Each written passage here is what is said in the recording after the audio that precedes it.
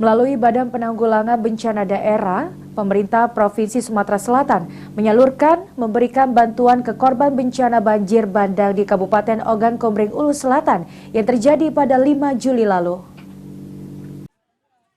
Pemerintah Provinsi Sumatera Selatan melalui Badan Penanggulangan Bencana Daerah atau BPBD Sumsel bergerak cepat memberikan bantuan kepada korban bencana banjir bandang di Kabupaten Ogan Komering Ulu Selatan yang terjadi pada 5 Juli lalu.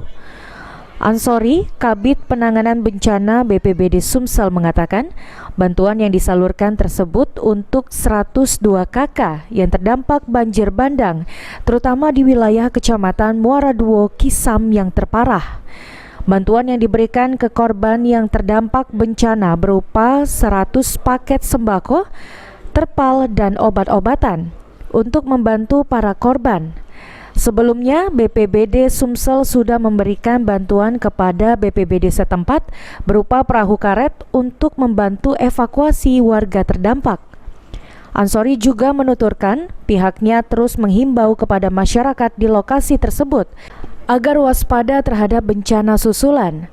Sebab meski di daerah lain sudah mengalami musim kemarau, namun di sejumlah daerah di Sumatera Selatan, terutama dataran tinggi, masih diguyur hujan.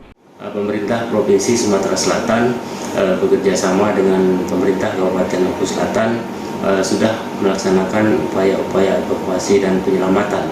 Kemudian tenda posko untuk penyaluran bantuan maupun informasi juga sudah didirikan.